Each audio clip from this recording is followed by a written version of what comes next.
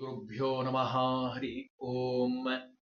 ಯತೋ ಜನ್ಮಾದ್ಯಸ್ಯ ಶ್ರುತಿಸುನಯಮಾನೈಕವಿಷಯಾತ್ ಸ್ವತಂತ್ರಸ್ತಂತ್ರಜ್ಞೋ ಗುರುರಪಿ ಗುರೋರ್ಯಶ್ಚ ಜಗತಾಂ ವಿಮೂಢಾ ಯತ್ತತ್ವಂ ಪ್ರಕಟಮಿಹ ವೇತ್ತುಂ ಸುಮನಸೋ ಮುಕುಂದಂ ಧ್ಯಾಯಾಮ ವಹತ ಕುಹಕಂ तं ಸ್ವಮಹಸಾ ಸರ್ವವಿಘ್ನಃ ಪ್ರಶಮನಂ ಸರ್ವಸಿದ್ಧಿಕರಂ ಪರಂ ಸರ್ವಜೀವಪ್ರಣೇತಾರಂ ವಂದೇ ಜಗದಂಹರಿಂ ಕರೋತು ಮಮ ಕಲ್ಯಾಣಂ ಹರಿರ್ಹಯಮುಖಾವಿದಃ ಕೃಷ್ಣ ಮಧ್ವನಾಮಾಮಿ ವರದೋಸ್ತು ನಿರಂತರಂ ವಾಣಿತೆ ಕರವಣ್ಯಂಬ ಚರಣೋ ರತಿ ಸರ್ವದಾ ಮದ್ವಾಕ್ಯ ಸರಣೀರ್ಭೂಯಾತ್ ಶ್ರೀಮದಾಚಾರ್ಯ ಭಾವಗ ಸಮಾಶ್ರಯೇದ್ ಗುರುಂ ಭಕ್ತ್ಯಾ ಮಹಾವಿಶ್ವಾಸಪೂರ್ವಕಂ ನಿಕ್ಷಿಪೇ ಸರ್ವಭಾರಾಂಶ್ಚ ಗುರೋ ಶ್ರೀ ಪಾದಪಂಕಜೇ. ಅಜ್ಞಾನತಿಮಿರಚ್ಛೇದಂ ಬುದ್ಧಿಸಂಪತ್ಪ್ರದಾಯಕಂ ವಿಜ್ಞಾನವಿಮಲಂ ಶಾಂತಂ ವಿಜಯಾಖ್ಯ ಗುರುಂ ಭಜೇ. ಅಪರೋಕ್ಷ ಜ್ಞಾನಿಗಳಾಗಿರುವಂತಹ ವಿಜಯದಾಸರು ಸುಳಾದಿದಾಸರು ಅಂತ ಹೇಳಿ ಪ್ರಖ್ಯಾತರಾದಂಥವರು. ಆ ವಿಜಯದಾಸರ ಅನೇಕ ಸುಳಾದಿಗಳನ್ನ ನಾವು ಇಲ್ಲಿವರೆಗೂ ನೋಡ್ತಾ ಬಂದಿದ್ದೇವೆ.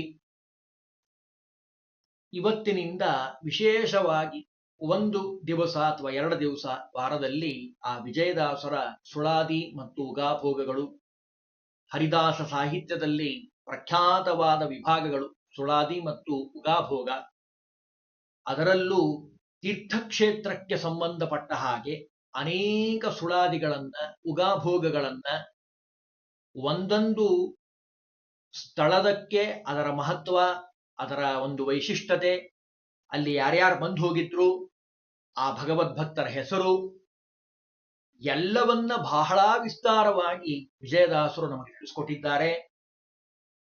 ನಮಗೆ ತೀರ್ಥಕ್ಷೇತ್ರವನ್ನ ಸಂದರ್ಶನ ಮಾಡೋ ಸಂದರ್ಭದಲ್ಲಿ 1-2 ಅಂಶಗಳು ಮನಸ್ಸಿನಲ್ಲಿ ಇರಬೇಕು.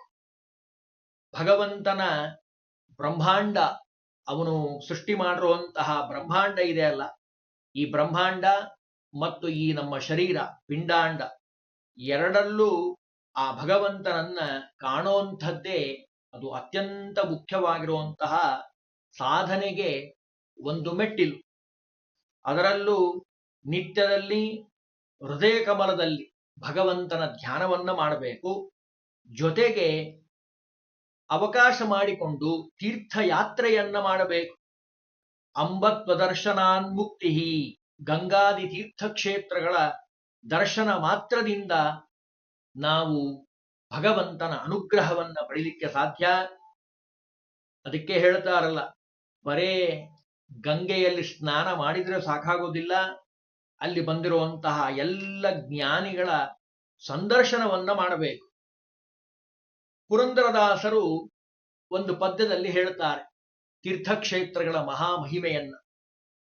ಹರಿಸ್ಮರಣೆ ಮಾಡುವರು ನರರಲ್ಲವೇ, ಶರೀರವದು ಎಲ್ಲರಂತಲ್ಲವರದು. ಈ ನಮ್ಮ ಶರೀರ ಇದೆ ಅಲ್ಲ, ಈ ಶರೀರದಲ್ಲೇ ಮೊದಲು ತೀರ್ಥಕ್ಷೇತ್ರ ಮಾಡಬೇಕು. ನಿತ್ಯದಲ್ಲಿ ಈ ಪದ್ಯ ಹೇಳಬೇಕು. ತೀರ್ಥಕ್ಷೇತ್ರಗಳ ಬಗ್ಗೆ ಒಂದೊಂದು ಅಂಗದಲ್ಲಿ ಒಂದೊಂದು ಕ್ಷೇತ್ರ ಇದೆ. ಎಷ್ಟು ಸುಂದರವಾಗಿ ವರ್ಣನೆ ಮಾಡಿದ್ದಾರೆ ನೋಡಿ ಪುರಂದರದಾಸರು. ಮುರಹರಗೆರಗುವ ಶಿರ ದ್ವಾರಕಾಪುರವು. ದ್ವಾರಕಾ ಮಹಾತ್ಮೆಯನ್ನ ನಮ್ಮ ತತ್ವಜ್ಞಾನ ತರಂಗಿಣಿಯಲ್ಲಿ ಹಿಂದೆ ಒಂದು ಬಾರಿ ಹೇಳಿದ್ದೀವಿ. ದ್ವಾರಕಾ ಕ್ಷೇತ್ರ ವೈಕುಂಠದ ಒಂದು ಭಾಗ. ಭಗವಂತ ತರಿಸಿ ಇಲ್ಲಿ ನೆಲೆಸಿರುವಂಥದ್ದು. ಆ ದ್ವಾರಕಾ ಕ್ಷೇತ್ರಕ್ಕೆ ನಮಸ್ಕಾರ ಮಾಡುವಂತಹ ಆ ಶಿರಸ್ಸಿದೆ ಅಲ್ಲ, ನಮ್ಮ ತಲೆ, ಅದು ದ್ವಾರಕಾ ಕ್ಷೇತ್ರ. ಮುರಹರಗೆ, ಭಗವಂತನಿಗೆ ನಮಸ್ಕಾರ ಮಾಡುವಂತಹ ತಲೆ, ಅದು ದ್ವಾರಕಾಪಟ್ಟಣ. ಚರಿತೆ ಕೇಳುವ ಕರ್ಣ ಗೋಕರ್ಣವು. ಗೋಕರ್ಣ ಅಂತ ಕ್ಷೇತ್ರ ಇದೆ, ದೊಡ್ಡದಾಗಿರುವಂತಹ ಕ್ಷೇತ್ರ. ಅದು ಯಾವಾಗ ಅದು ಗೋಕರ್ಣ ಅಂತ ಅನಿಸ್ಕೊಳ್ತದೆ, ಭಗವಂತನ ಕಥೆಯನ್ನ ಕೇಳಬೇಕು, ಭಗವದ್ಭಕ್ತರ ಕಥೆಯನ್ನ ಕೇಳಬೇಕು, ಆಗ ಅದು ನಮ್ಮ ಕರ್ಣ, ಕಿವಿ ಗೋಕರ್ಣ ಅಂತ ಅನಿಸ್ಕೊಳ್ತದೆ. ಬಿರಿದು ಹೊಗಳುವ ಜಿಹ್ವೆ ನಿಜ ಕ್ಷೀರಸಾಗರವು. ಭಗವಂತನ ಸ್ತೋತ್ರವನ್ನ, ಮಂತ್ರವನ್ನ, ಪದ್ಯ ಸುಳಾದಿಗಳನ್ನ, ಭಗವಂತನ ನಾಮವನ್ನ ಹೇಳುವಂತಹ ಬಾಯಿ ಅದು ಕ್ಷೀರಸಾಗರ ಅಂತ. ಭಗವಂತ ನೆಲೆಸಿರುವಂತಹ ಕ್ಷೀರಸಾಗರ. ಚರಣ ಪೂಜಿಸುವ ಕರಗಳೇ ರಾಮೇಶ್ವರವು. ಎರಡು ಕೈ ಕೊಟ್ಟಿದ್ದಾನೆ ಭಗವಂತ, ಭಗವಂತನನ್ನ ಅರ್ಚನೆ ಮಾಡ್ಲಿ ಅಂತ. ಆ ಕೈಗಳೇನಿದ್ದಾವಲ್ಲ ಅವು ರಾಮೇಶ್ವರ ಕ್ಷೇತ್ರ. ಇನ್ನು ವಿಷ್ಣು ನಿರ್ಮಾಲ್ಯ ಘ್ರಾಣಿಸುವ ನಾಶಿಕ ಕಾಂಚಿ. ಕಂಚಿ ಅಂತ ಭಾರಿ ಪ್ರಖ್ಯಾತವಾದ ಕ್ಷೇತ್ರ ಇದೆ. ಬಂಗಾರದ ಹಳ್ಳಿ ಇದೆ, ಕಂಚಿ ವರದರಾಜನ ದೇವಸ್ಥಾನ ಇದೆ. ಅದು ನಮ್ಮ ಮೂಗಂತೆ. ಯಾವಾಗದು ಆಗತ್ತೆ? ವಿಷ್ಣು ನಿರ್ಮಾಲ್ಯವನ್ನ ಘ್ರಾಣ ಅಂದ್ರೆ ವಾಸನೆ ನೋಡೋದ್ರಿಂದ, ಸ್ವೀಕಾರ ಮಾಡೋದ್ರಿಂದ.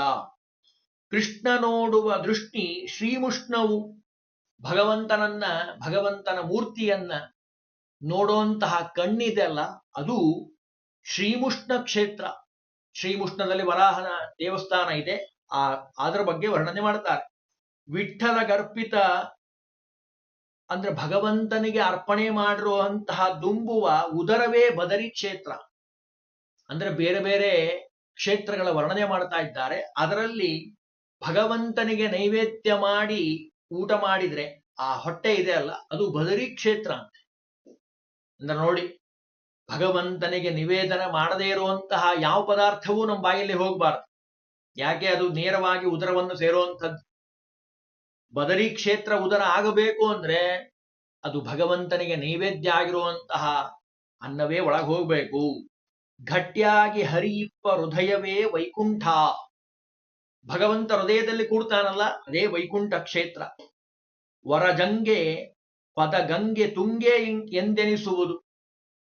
ಅಂದ್ರೆ ತೊಡೆಯ ಭಾಗ, ಆಮೇಲೆ ಮೊಳಕಾಲು, ಪಾದದ ಭಾಗ, ಅದನ್ನೆಲ್ಲ ಹೇಳ್ತಾರೆ. ಗಂಗೆ ತುಂಗೆ ಅಂತ ಅನಿಸ್ಕೊಳ್ತದಂತೆ. ಸರ್ವಾಂಗ ಅನಂತಾಸನ ಶ್ವೇತದ್ವೀಪ.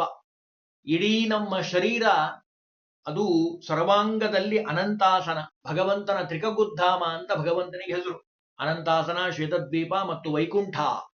ವೈಕುಂಠ ಅಂತ ಹೇಳಿಬಿಟ್ರು. ಇನ್ನು ಉಳಿದಿರುವಂತಹ ಅನಂತಾಸನ ಮತ್ತು ಶ್ವೇತದ್ವೀಪ ಇಡೀ ನಮ್ಮ ಶರೀರ. ಒಂದು ಮಾತು ಹೇಳ್ತಾರೆ, ಕೊನೆಗೊಂದು ಮಾತು, ಬಹಳ ಮುಖ್ಯವಾದ ಮಾತು. ಬರಿಯ ಮಾತೆಲ್ಲವಿದು. ನಾನೇನೋ ಹೇಳಿದ್ದೇನೆ ಅಂತ ಅನ್ಕೊಂಡ್ಬಿಡ್ಬೇಡ್ರಿ. ಪುರಂದರದಾಸರ ಮಾತು ನೋಡ್ರಿ ಎಷ್ಟು ಚೆನ್ನಾಗಿದೆ. ಬರಿಯ ಮಾತಲ್ಲವಿದು. ಸುಮ್ಮನೆ ಏನೋ ಹೇಳಿದ್ದಾರೆ ದಾಸರು ಕಲ್ಪನೆಯಿಂದ ಅಂತ ಅನ್ಕೋಬೇಡ್ರಿ. ಶ್ರುತಿ ಪುರಾಣಗಳ ಉಕ್ತಿ. ಶ್ರುತಿ ಪುರಾಣಗಳಲ್ಲಿ ಹೇಳಿರುವಂಥದ್ದನ್ನ ನಾನು ನಿಮಗೆ ಹೇಳ್ತಾ ಇದ್ದೇನೆ. ಪುರಂದರ ವಿಠಲ ಅವರೊಳಗಿಹನು. ಈ ರೀತಿಯಾಗಿ ಯಾರು ಚಿಂತನೆ ಮಾಡ್ತಾರೋ ಅವರಲ್ಲಿ ಸಾಕ್ಷಾತ್ತಾಗಿ ಭಗವಂತ ನಿಂತು ಅನುಗ್ರಹ ಮಾಡ್ತಾನೆ. ಅಂದ್ರೆ ನೋಡಿ, ತೀರ್ಥಯಾತ್ರೆಗೆ ಹೋಗೋಕ್ಕಿಂತ ಮುಂಚೆ ನಮ್ಮ ಶರೀರವೇ ಒಂದು ತೀರ್ಥಕ್ಷೇತ್ರಗಳ ಸನ್ನಿಧಾನ ಇದೆ. ಅದನ್ನ ನಿತ್ಯದಲ್ಲಿ ಚಿಂತನೆ ಮಾಡಬೇಕು. ಈ ಪದ್ಯವನ್ನ ಹೇಳಿ ಪ್ರಾಣೇಶ್ ದಾಸರು ಇದರ ಜೊತೆಗೆ ಇನ್ನೂ ಒಂದು ಮಾತು ಹೇಳ್ತಾರೆ. ಪ್ರಾಣೇಶ್ ದಾಸರ ಮಾತಲ್ಲಿ ನೋಡಿ ಎಷ್ಟು ಚೆನ್ನಾಗಿದೆ. ಅವರೊಂದು ರೀತಿ ಹೇಳ್ತಾರೆ, ಬಲ್ಲಿದ ಮುಷ್ಟಿ ಕಮಲಾರಿ ಮಹಿಮೆಯ ತಿಳ್ಕೊಳ್ರಿ ಸರಿಯಾಗಿ ಅಂತ ಹೇಳಿ ಒಂದು ಮಾತು ಹೇಳ್ತಾರೆ.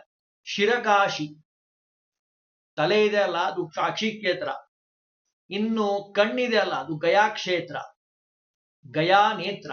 ವರಕಾಂಚಿ ನಾಸಿಕ, ಕಂಚಿ ಕ್ಷೇತ್ರ ಮೂಗು. ಆಮೇಲೆ ಶರಣರ ವದನವೇ ಶ್ರೀ ಜಗನ್ನಾಥ.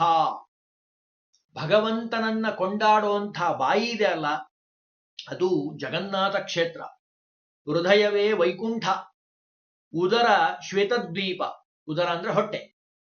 ಆಮೇಲೆ ಪದ ಸರ್ವವು ಶೇಷ ಸದನವು ಕೇಳು. ಎಷ್ಟು ಸುಂದರವಾಗಿ ವರ್ಣನೆ ಮಾಡ್ತಾ ನೋಡ್ರಿ. ಪ್ರಾಣೇಶ ವಿಠಲನ ಧ್ಯಾನವ ಮಾಳ್ಪರ ಮಾನವನೆಂದರೆ ಹೀನಗತಿಯು. ಸಾಮಾನ್ಯ ವ್ಯಕ್ತಿ ಅಂತ ಚಿಂತನೆ ಮಾಡಬಾರದು. ಜ್ಞಾನಿಗಳು ಅವರ ತಪಶಕ್ತಿ, ಅವರ ವಿದ್ವತ್ತತೆ, ಭಗವಂತನ ಅನುಗ್ರಹ ಎಲ್ಲವನ್ನ ಪಡೆದಂಥವರು ಸಜ್ಜನರು. ಅದಕ್ಕೆ ಹೇಳ್ತಾರೆ, ಇಂತಹ ಸಜ್ಜನರ ಸಮಾಗಮ ಆಗೋದೇ ತೀರ್ಥಕ್ಷೇತ್ರದಲ್ಲಿ. ಮನೇಲಿ ಕೂತ್ರಾಗೋದಿಲ್ಲ. ತೀರ್ಥಕ್ಷೇತ್ರಕ್ಕೆ ಹೋಗಬೇಕಾದ ಮೂಲ ಉದ್ದೇಶ ಸಜ್ಜನರ ಸಹವಾಸ ಆಗುವಂಥದ್ದು. ಅದಕ್ಕೆ ವಿಜಯದಾಸರು ಹೇಳಿದ್ರು, ನಿನ್ನ ದರುಶನಕ್ಕೆ ಬಂದವನಲ್ಲವೋ ಪುಣ್ಯವಂತರ ದಿವ್ಯ ಚರಣ ನೋಡಲು ಬಂದೆ. ಪ್ರಖ್ಯಾತವಾಗಿರುವಂತಹ ವಿಜಯದಾಸರ ಮಾತು. ಹಾಗಾಗಿ ಜಡ ಚೇತನ ಅವುಗಳಲ್ಲಿರುವಂತಹ ಅಧಿಷ್ಠಾನ, ವ್ಯಾಪ್ತತ್ವ, ವ್ಯಕ್ತತ್ವ ಇವೆಲ್ಲವನ್ನ ಚಿಂತನೆ ಮಾಡಲಿಕ್ಕೆ ನಮಗೆ ತೀರ್ಥಯಾತ್ರೆ ಅತ್ಯಂತ ಅವಶ್ಯಕವಾಗಿರುವಂಥದ್ದು. ತೀರ್ಥಯಾತ್ರೆಯಲ್ಲಿ ಮುಖ್ಯವಾಗಿ ಭಗವಂತನ ರೂಪಗಳ ಚಿಂತನೆ ಮಾಡುವಂಥದ್ದು. ಭಾಗವತ ತತ್ವವನ್ನ ತಿಳಿಯುವಂಥದ್ದು, ತತ್ವಜ್ಞಾನಿಗಳ ದರ್ಶನವನ್ನ ಮಾಡುವಂಥದ್ದು, ಶ್ರವಣ ಮನನ ನಿಧಿಧ್ಯಾಸನವನ್ನ ಮಾಡಿ ಆ ಭಗವಂತನ ಅನುಗ್ರಹವನ್ನ ಪಡೆಯುವಂಥದ್ದು.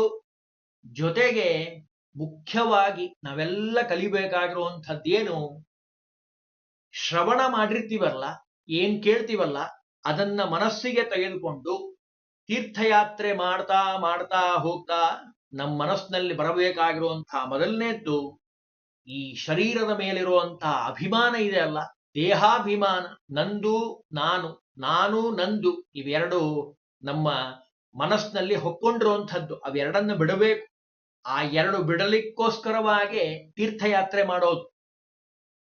ನದಿ ಬರ್ತದೆ, ಧೈರ್ಯವಾಗಿ ಏನು ಯೋಚನೆ ಮಾಡೋ ಅವಶ್ಯಕತೆ ಇಲ್ಲ, ಧೈರ್ಯವಾಗಿ ಮುಳುಗಬೇಕು, ಸ್ನಾನ ಮಾಡಬೇಕು.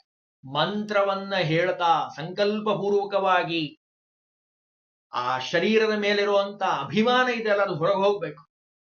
ಊಟ ಭಗವಂತ ಕೊಟ್ನ, ಅವಶ್ಯವಾಗಿ ಮಾಡಿ. ಅವಕಾಶ ಇತ್ತ, ಇಲ್ಲ ಅಂದ್ರೆ ಇಲ್ಲ, ಉಪವಾಸ ಅಂದ್ರೆ ಉಪವಾಸ. ದೇಹದ ಮೇಲಿರೋ ನಂದು ಅನ್ನುವಂತ ಅಭಿಮಾನ ಇದೆ ಅಲ್ಲ ಶರೀರ, ಅದರಿಂದಲೇ ನಮಗೆಲ್ಲ ದುಃಖ ಬರುವಂಥದ್ದು.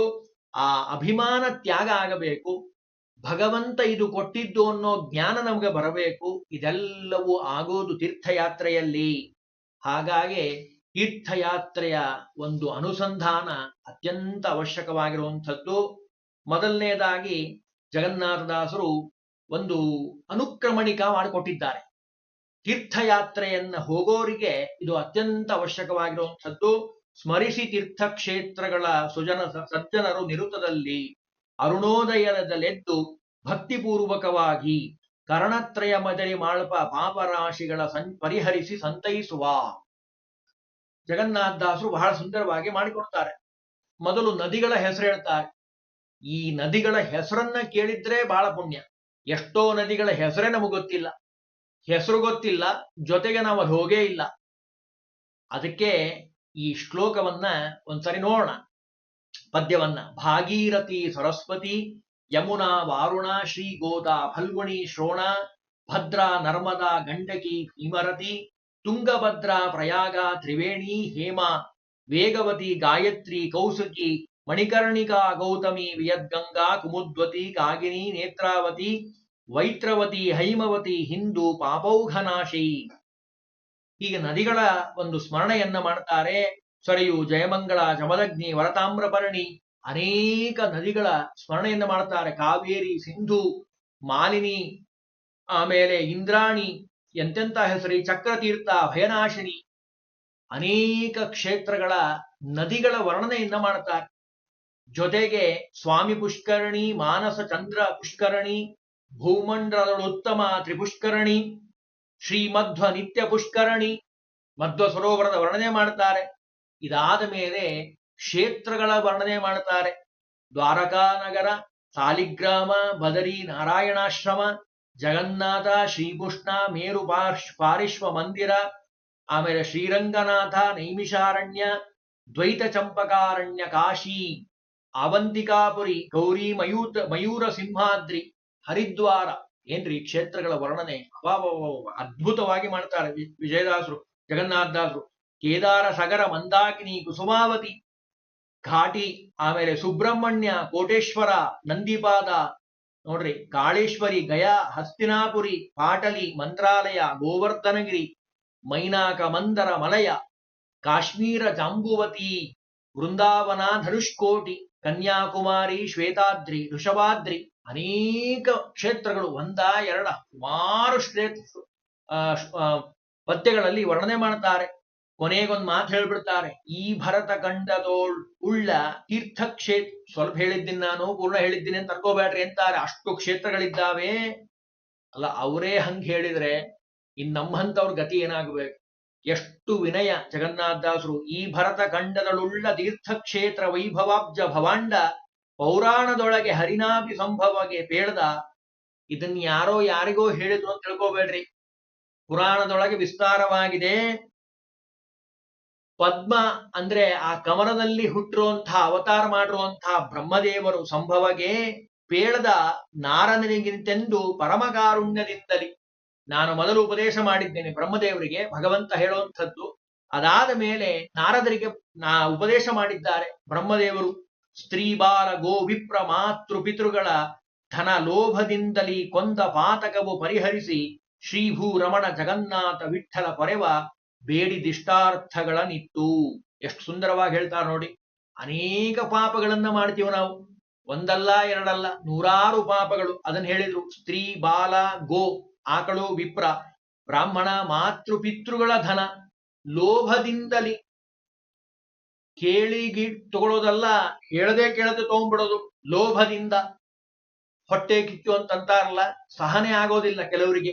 ಯಾರಾದ್ರೂ ಒಂದು ಒಳ್ಳೆ ಕೆಲಸ ಮಾಡಿದ್ರು, ಒಳ್ಳೆ ಚೆನ್ನಾಗಿ ಅಭಿವೃದ್ಧಿ ಹೊಂದಿದ್ರು, ಮುಂದೆ ಬಂದ್ರು, ಒಳ್ಳೆ ಸಾಧನೆ ಮಾಡಿದ್ರು ಅಂದ್ರೆ ಇವರಿಗೆ ಸಂಕಟ ಆಗ್ತಿರ್ತದೆ ಒಳಗೊಳಗೆ. ಮಹಾನ್ ದೋಷ ಅದೆಲ್ಲ. ಅದನ್ನ ಹೇಳ್ತಾರೆ. ಅಂತಹ ದೋಷಗಳ ಏನಾದ್ರೂ ಇದ್ರೆ ಅದನ್ನ ಪರಿಹಾರ ಮಾಡಿ ಜಗನ್ನಾಥ ವಿಠ್ಠಲ ವಿಶೇಷವಾಗಿ ಅನುಗ್ರಹವನ್ನು ಮಾಡ್ತಾನೆ. ಇದೇ ರೀತಿ ವಿಜಯದಾಸರು ಪದ್ಯವನ್ನ ಮಾಡಿದ್ದಾರೆ. ಪುಣ್ಯಕ್ಷೇತ್ರವ ಸ್ಮರಿಸಿರೋ ಅಂತ ಅನ್ನುವಂತಹ ಪದ್ಯ. ಅದರಲ್ಲಿ ಹೇಳ್ತಾರೆ, ಶೇಷ ಪರ್ವತ ಗರುಡಾದ್ರಿ ಶ್ರೀಶೈಲ ಭಾಸ್ಕರ ಕ್ಷೇತ್ರ ಮಧುರಿ ಗೋಕುಲ ವೃಂದಾವನ.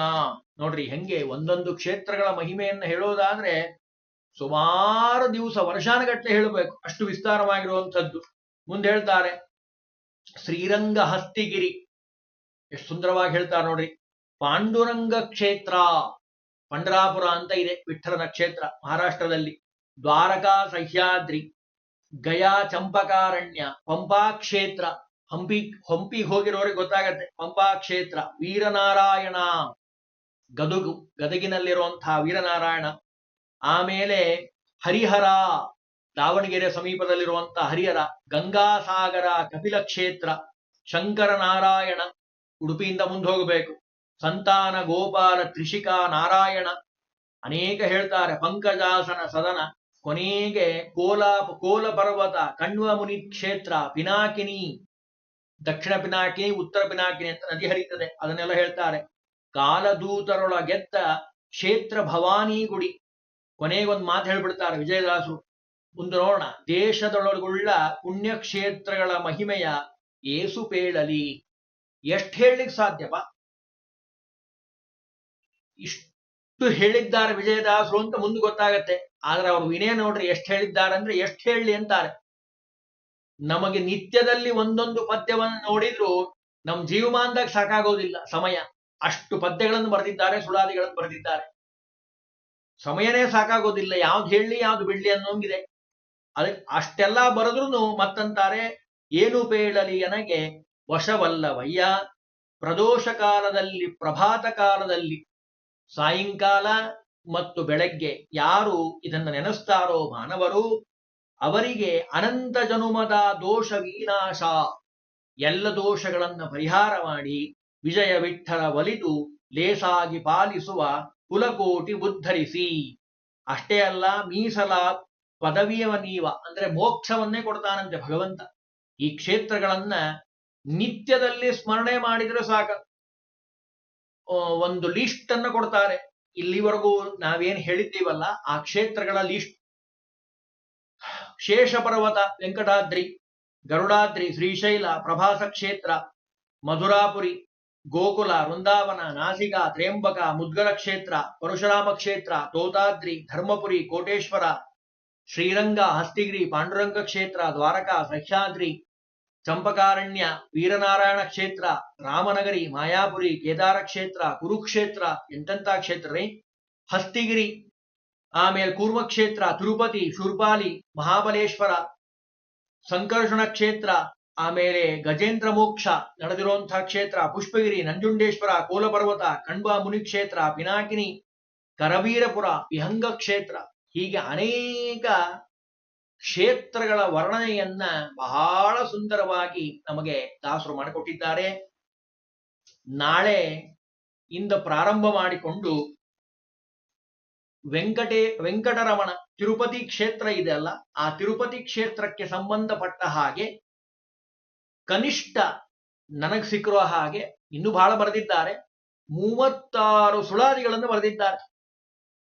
ಒಂದೊಂದು ಸುಳಾದಿಯನ್ನ ಒಂದೊಂದು ದಿವಸ ನೋಡ್ಲಿಕ್ಕೆ ಪ್ರಯತ್ನ ಮಾಡೋಣ. ಬಹಳ ವಿಸ್ತಾರವಾಗಿರುವಂಥದ್ದು ಪ್ರಯತ್ನ ಮಾಡೋಣ ನೋಡ್ಲಿಕ್ಕೆ.